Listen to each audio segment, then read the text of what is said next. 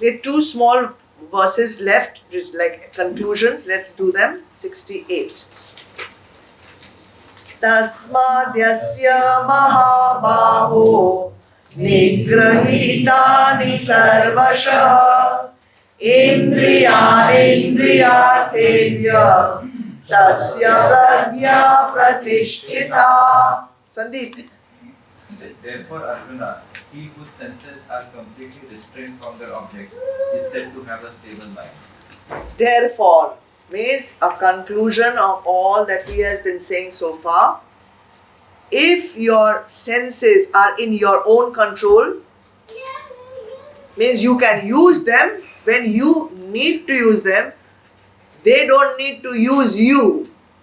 You use them, they don't use you or they don't abuse you. Such a person will have a stable mind. Tasmat, everybody knows this word meaning? Therefore, yasya, whose, actually it means whose, indriyani, senses, nigrihitani, restrained,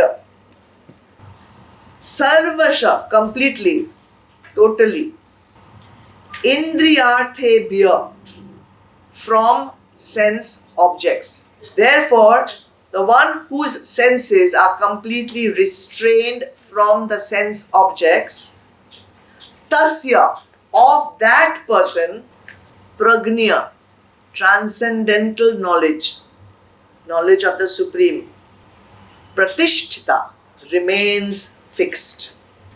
We all have knowledge, but our knowledge, sometimes we use it, sometimes it disappears. When calm, growth comes, that knowledge goes away somewhere. When low comes, that knowledge goes away somewhere. When some disturbance comes, it goes away.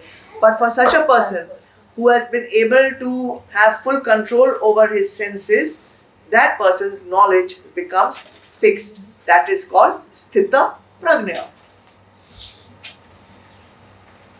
So this is just a concluding verse, a recap of all the preceding verses. If you want to recap in short, the senses have the power to destabilize your mind. You understand destabilize? Sometimes in rag, sometimes in dvesh. Don't get the object of desire, then you feel unhappy. And all this can happen only because, one reason, intellect is not aligned with the goal. And when it is not aligned with the goal, it cannot make proper judgments or proper choices. Bhagwan says, if you want to control the senses, do all actions, make all choices according to your swadharma, dedicating every action to a higher goal. If the action is eating, let it be dedicated to best health.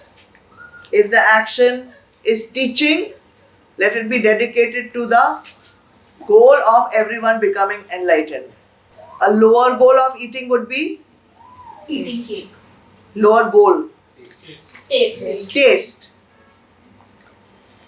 Lower goal of teaching? Money. Fame. Pride. So many things. So whatever you are doing, do it as your swadharma, dedicating the action to a higher goal. When you do it for a higher goal, you are doing with shreya. When you are doing it for lower goal, you are doing it for priya. Such a person who has mastered the senses, I am not saying suppress the senses, I am not saying danda maro, I am saying has mastered the senses, that person can roam anywhere in the world in freedom, will not be attached to anything, will not have rag also and will not have dvesh also, because both are equally binding. And when that person can roam anywhere in the world as the master and not as the slave, he is the one who tastes the prasadam of peace. This topic of Rag and Dvesh will come again and again and again and again in the further chapters, and we will deal more with it at that time, how to overcome Rag, how to overcome Dvesh. Okay, because right now it's little premature. Last verse for today, number 69. Ya nisha sarva bhutanam tasyam jagarti sanyami yasyam jagrati bhutani sa nisha pashyato mune. Who reads? You want to read, Sonia? That which is night to all beings, in that state of divine knowledge and supreme bliss, the God realized yogi keeps awake, and that the ever-changing, transient, worldly happiness in which all beings keep awake is night to the seer. Sounds like one bouncer, but it is most simple and very beautifully explained. Take the meanings first, then I will rephrase it for you. Ya, that which is.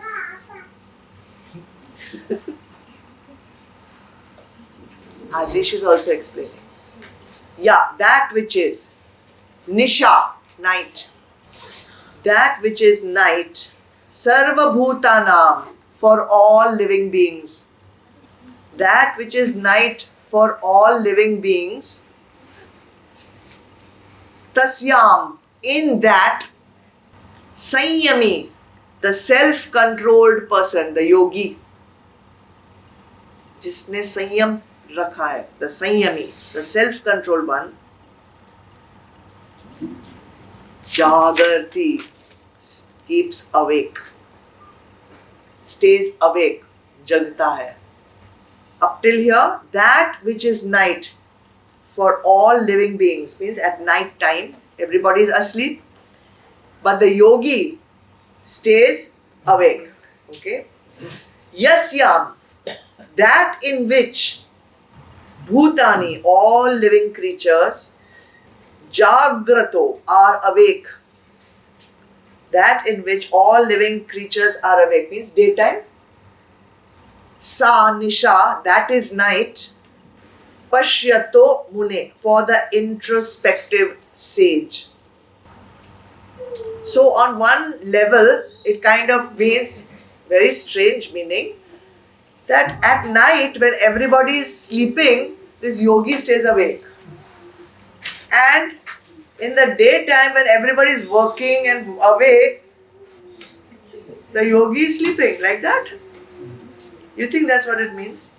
No, obviously. So Nisha, night, means darkness. Night is dark. That means it means ignorance. And what kind of ignorance? Spiritual ignorance.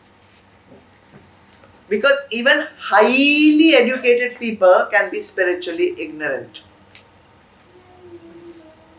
You can have all the knowledge of physics and chemistry and maths and biology and geography and history, but you don't know about the self, then you are spiritually ignorant. So when they say that which is night of all living beings, that means spiritually ignorant people live in the darkness of ignorance. They live in the darkness of ignorance. Even though they may be awake with their eyes open, they are asleep to reality. They are unaware of reality. But the one who is aware of the self, the one who knows Atma, knows the difference between Atma and Anatma, established in that knowledge, even theoretically, then we say he is awake and he lives in the light.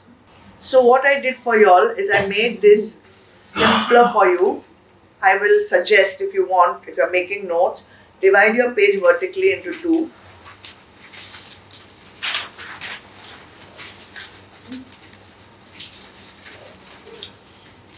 One side you write spiritually ignorant, one side you write spiritually awakened.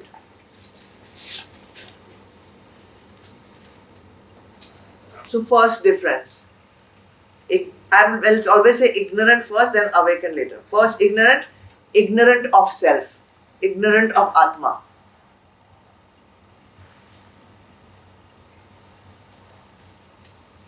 What will be on the other side?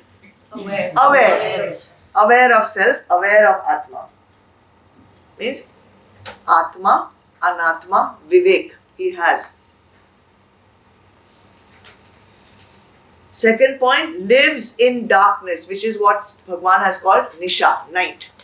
Lives in darkness, lives in ignorance, lives in the night.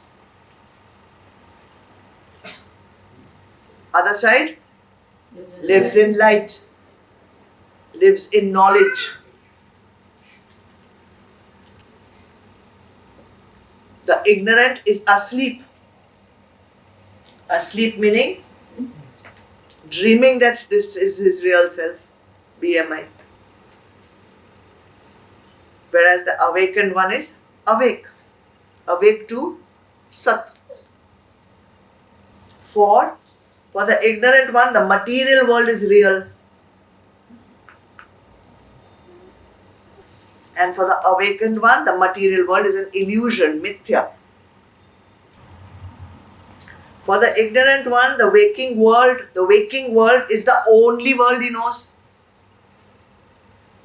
For the awakened one, this waking world is just a drama in a play. How upset we get with these dramas. For the ignorant, he is looking at life through a limited intellect, lower intellect. Lower intellect means what? I am I, you are you. Separate. Duality. For the awakened, he is looking at life through a higher intellect.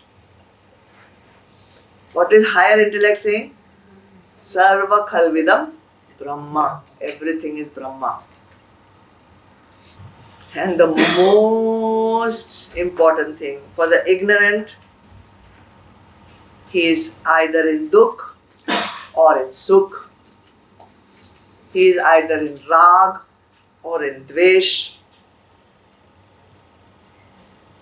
He is either in vasna, expectation or disappointment. All causes of dukh. And awakened, he is in Anand. It's actually a checklist to see where you are. And if you are on the left side, then you have to go to the right side. Somebody was saying something? Any questions? Very good. So you know what you have to do till we meet again, God knows, maybe next year.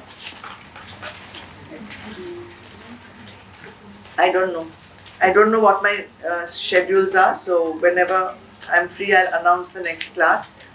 But I gave you some sadhana to do. What was it? Inner joy or outer joy? Okay, inner joy or outer.